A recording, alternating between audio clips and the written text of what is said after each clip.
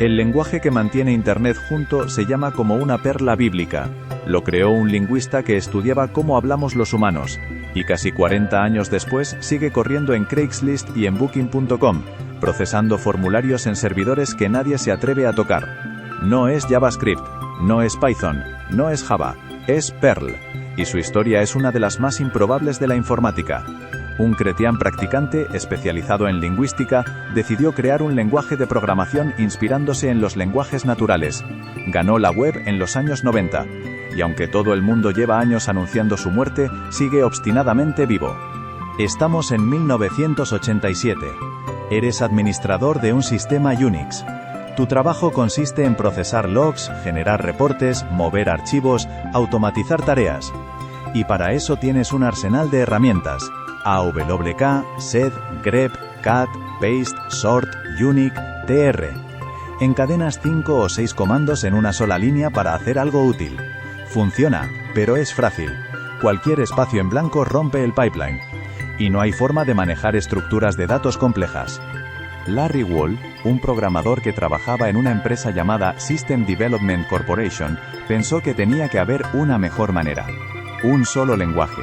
Para scripts de sistema, para manipulación de texto, para generar reportes. Inspirado en C, en AWK, en sed, en el shell. Pero con algo nuevo. Expresiones regulares de primera clase, y estructuras de datos asociativas, lo que luego se llamarían hashes. El 18 de diciembre de 1987, Wall publicó Perl 1.0. No en una web, no en un repositorio, no en una presentación con diapositivas. Lo publicó en un grupo de news de Usenet llamado comp.sources.misc. Un mensaje. Quien lo quisiera, lo descargaba y lo compilaba. Así nació Perl, sin bombo, sin ceremonias, sin marketing, como tenía que ser. Larry Arnold Wall nació el 27 de septiembre de 1954 en Los Ángeles. Estudió en Seattle Pacific University y luego hizo un posgrado en lingüística en la Universidad de California en Berkeley. No en informática, en lingüística, la disciplina que estudia cómo hablan los seres humanos. Y esa formación se nota en cada decisión de diseño de Perl. Los lenguajes naturales son desordenados, tienen irregularidades, excepciones, contexto. Una misma idea se puede decir de muchas maneras, y aún así, los humanos nos entendemos. Wall pensó que un lenguaje de programación podía parecerse más a un idioma humano que a un sistema formal. Que la belleza de un programa no estaba en su simetría, sino en su capacidad de hacer el trabajo. Wall es cristián practicante, miembro de la Church of the Nazarene. Y eso también dejó huella en Perl. El nombre del lenguaje es una referencia bíblica. La perla de gran precio del Evangelio de Mateo, capítulo 13, versículo 46. Hay una función interna en Perl llamada bless, que también es vocabulario bíblico. Wall lo explica sin complejos en sus keynotes. Le preguntan por qué un language lleva un nombre bíblico y él responde con naturalidad. Porque es la metáfora que lo inspiró. Antes de Perl, Wall ya había creado dos herramientas que siguen siendo fundamentales en cualquier sistema Unix. La primera es RN, un lector de news de Usemac que fue estándar en los años 80. La segunda es Patch, una herramienta para distribuir cambios en código fuente. Si alguna vez has aplicado un parche al kernel de Linux, o has instalado un driver, o has actualizado un paquete, has usado Patch. Y la escribió Larry Wall. Wall también ganó 2 veces el International Obfuscated C Code Contest, un concurso de programación en C deliberadamente críptica.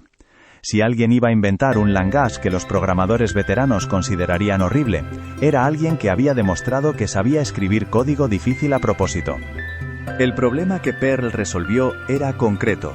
A mediados de los años 80, los administradores de Unix encadenaban AWK, sed, sh, grep, cat y past para cualquier tarea medianamente compleja.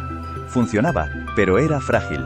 Wall quería un solo lenguaje que sirviera para todo eso, que corriera en cualquier Unix, que procesara texto sin esfuerzo, que pudiera leer un archivo, transformarlo y generar un reporte, en pocas líneas. Y lo llamó Perl. Quería llamarlo Perl, perla, pero descubrió que ya existía un lenguaje llamado Perl. Quitó la A y le quedó Perl. El acrónimo canónico es Practical Extraction and Report Language, pero Wall siempre ha preferido el autoirónico Pathologically Eclectic Rubbish Lister, lista de basura patológicamente ecléctica. Esa definición aparece en la página de manual del propio Perl. Es la ironía fundacional del lenguaje. Es feo, sí, pero es honesto, y está orgulloso de serlo. Perl tiene un eslogan que lo define. Hay más de una manera de hacerlo. En inglés, There's more than one way to do it, que se pronuncia Tim Towdy, y se escribe T-M-T-O-W-D-I. Es la contraposición explícita a otro eslogan, el de Python. Should be one, and preferably only one, obvious way to do it. Debería haber una, y preferiblemente solo una, manera obvia de hacerlo. Python pedía orden, Perl proclamaba caos productivo. En 1991, Wall publicó junto con Randall Schwartz el Camel Book, Programming Perl, el manual de referencia del lenguaje. La portada tenía un camello, de ahí el nombre. En el prefacio, Wall enumeró las 3 virtudes del programador Perl. Pereza, la cualidad que te hace escribir programas que ahorren esfuerzo a ti y a otros y documentarlos para no responder preguntas. Impaciencia, la ira que sientes cuando la computadora es perezosa y que te hace escribir programas que anticipen necesidades. Y hubris, orgullo, la cualidad que te hace escribir programas que otros no criticarán. Y hubo un momento en que Wall llevó la filosofía al extremo. En 1997 dio una charla en la Perl Conference 4.0 titulada Perl, The First Postmodern Computer Language. Perl, el primer lenguaje de programación postmoderno. La idea, mezclar el caos, las múltiples maneras, con control pragmático. Citar al paleontólogo Stephen Jay Gould, que escribió que un potencial evolutivo para respuesta creativa requiere atributos usualmente desvalorizados: descuido, potencial amplio, rareza, impredecibilidad y redundancia masiva.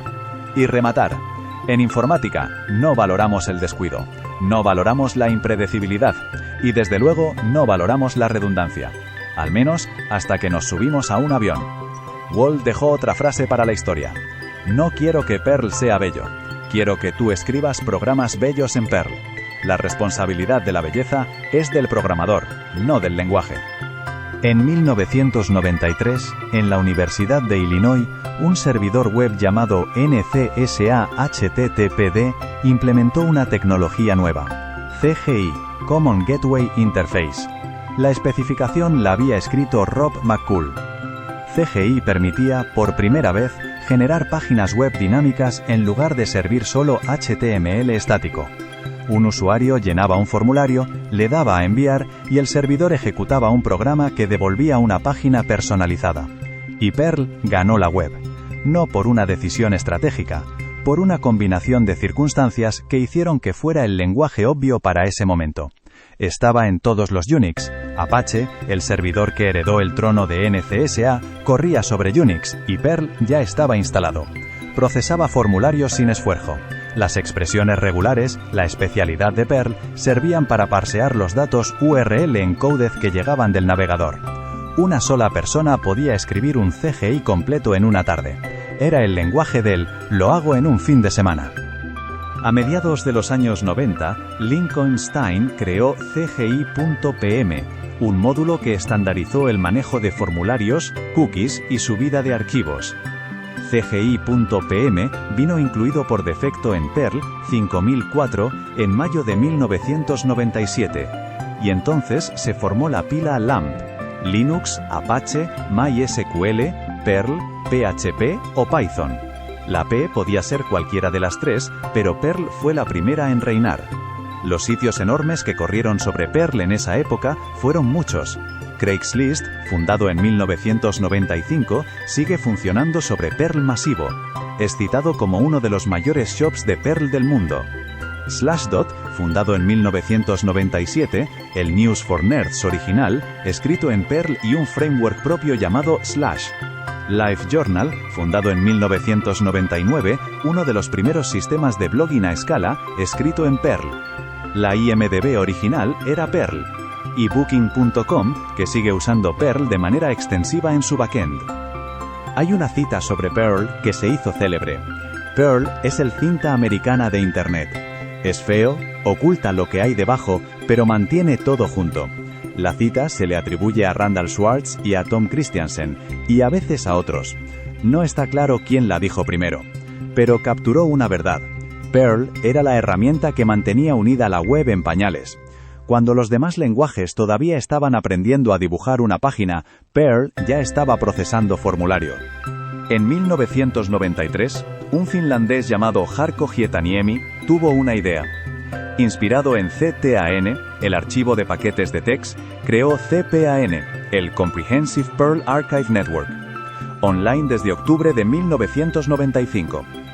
CPAN era un repositorio central, donde cualquiera podía subir módulos de Perl para que otros los reutilizaran. Es el primer repositorio de módulos de código abierto de la historia. Precedente directo de PyPI para Python, de RubyGems para Ruby, de NPM para Node, de Composer para PHP, de Maven para Java. Todos vinieron después. CPAN fue el primero. Las cifras de CPAN, a diciembre de 2022, son estas.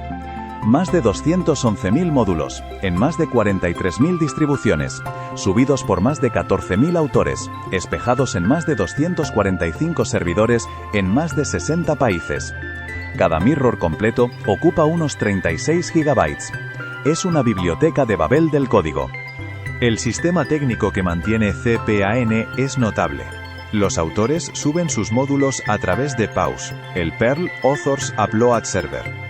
Y hay un ejército de voluntarios, los CPAN Testers, que prueban cada nueva subida en distintos sistemas operativos y versiones de Perl. Si un módulo rompe algo en Windows, alguien lo detecta antes de que los usuarios lo descubran a base de instalar y fallar. La comunidad Perl tiene sus propias estructuras. Desde 1997 existen los Perlmongers, grupos locales de usuarios. El primero fue New York Perlmongers. En 1998 llegó London. Hoy hay grupos en Madrid, Buenos Aires y decenas de ciudades más. Las conferencias empezaron en 1997 con la O'Reilly Perl Conference. En 1999 nació YaPC, Yet Another Perl Conference, una conferencia grassroots organizada por la comunidad, en Carnegie Mellon. YaPC se ramificó en YaPCNA, Europa, Asia y hasta Rusia. La Perl Foundation se formalizó en 2001. Y desde 1999 otorga los White Camel Awards, premios anuales a contribuciones destacadas a la comunidad.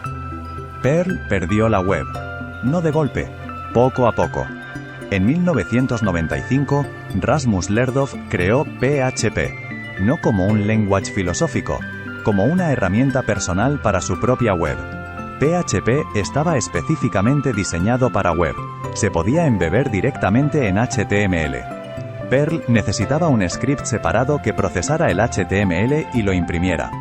Para los proveedores de hosting, PHP era más fácil de instalar y configurar, y se adoptó masivamente. En 2004, David Heinemeier Hansson, conocido como DHH, lanzó Ruby on Rails, con Convention over Configuration.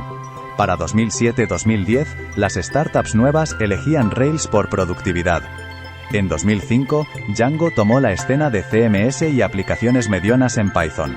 En 2009, Node.js llevó JavaScript al servidor. La generación que aprendió JavaScript ya no quería aprender Perl, y el índice TIOB lo cuenta. En los años 90 y principios de los 2000, Perl estaba en el top 5 mundial. En 2005 a 2010, empezó a bajar del top 10. En 2010 a 2020, cayó del top 15. En julio de 2020, Perl cayó fuera del top 20 del TIOB por primera vez en su historia. La tendencia no se ha revertido. Perl sigue languideciendo en posiciones 15 a 25 según el momento del año. Wall, en una entrevista con Slashdot en 2002, lo dijo con claridad. Perl no compite con Python en sintaxis, compite con la idea de que solo hay una manera de hacer las cosas. En el año 2000, la comunidad Perl tomó una decisión ambiciosa: rehacer Perl desde cero. El proyecto se llamó Perl 6. La idea era conservar la filosofía de Perl, las múltiples maneras, la flexibilidad, pero rehacer la sintaxis, mejorar el manejo de Unicode, modernizar la orientación a objetos, añadir paralelismo. Un Perl para el siglo XXI. John Orwand inició el trabajo. Larry Wall tomó más de 300 RFCs enviados por la comunidad y los destiló en una serie de documentos de diseño que llamó los apocalipsis, y luego las sinopsis, los sinopsis. El primer apocalipsis se publicó en diciembre de 2001. El problema es que tomó 15 años. 15. Múltiples implementaciones compitieron durante esos años. Pugs, escrito en Haskell por Audrey Tang, en 2005. Rakudo. Mieza. La promesa original era Perl 6 listo para Navidad 200X. La broma interna, repetida año tras año, es que se iba publicando para la Navidad de cada año, hasta que algún día llegara. Y tardó. El 25 de diciembre de 2015, casi 5 lustros después del anuncio original, se publicó la primera versión estable de Rakudo Star, la implementación de Perl 6. Y en octubre de 2019, Perl 6 se renombró oficialmente a Raku. Pasó a ser un lenguaje hermano, con su propia comunidad, sus propios usuarios, sus propias conferencias, separado de Perl 5. Perl 5 y Raku siguen vivos los dos. Pero la división de la comunidad durante una década fue un golpe.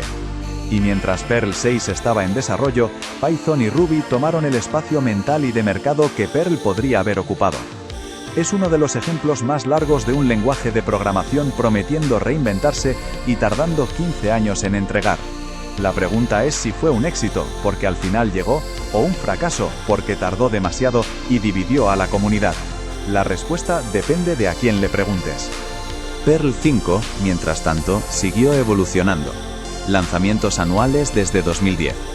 Perl 5,38, en julio de 2023, trajo mejoras en el motor de expresiones regulares, en rendimiento y en signatures.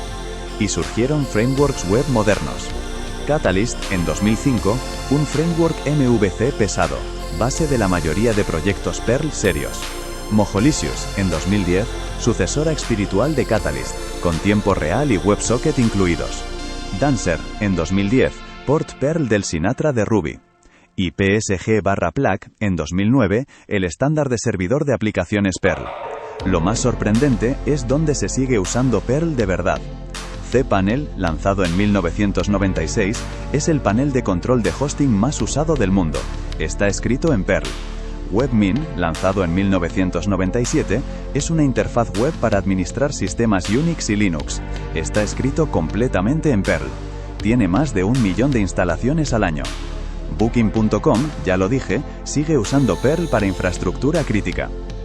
Y en bioinformática, BioPerl y muchos pipelines genómicos siguen basados en Perl. El genoma humano se procesó originalmente con scripts Perl. Los sistemas de tickets y backtracking clásicos, como RT, Request Tracker y Bugzilla, están escritos en Perl. Y luego está lo de Perl 7. El 24 de junio de 2020 se anunció Perl 7 como sucesor moderno de Perl 5. Plan cancelado. El Perl Steering Committee lo descartó por miedo a romper la compatibilidad con los miles de módulos cPanel existentes. En la práctica, Perl 5 sigue evolucionando gradualmente, sin rupturas, que es exactamente lo que siempre ha hecho. cPanel sigue activo. Más de 200.000 módulos disponibles. El repositorio nunca cerró. Lo mantienen voluntarios. Perl fue diseñado como la lista de basura patológicamente ecléctica. Casi 40 años después, sigue ahí. Feo, orgulloso, vivo. Larry Wall, nacido en 1954, sigue activo en la comunidad Perl. 38 años después de crear Perl, sigue siendo la misma persona que respondió en comp.sources en diciembre de 1987. Tiene 71 años y sigue manteniendo su lenguaje. Cuando pagues con tarjeta, reserves un hotel en Booking, leas un paper de bioinformática o simplemente configures un servidor con cPanel, habrá un script Perl haciendo algo. Lo que diseñó un Crecian practicante para que los administradores de Unix sufrieran menos, terminó sosteniendo una parte no trivial de la infraestructura digital moderna. Perl nos enseñó que los lenguajes de programación no tienen por qué ser bellos, tienen que funcionar. Y a veces, funcionar significa seguir vivos 40 años después, contra todo pronóstico.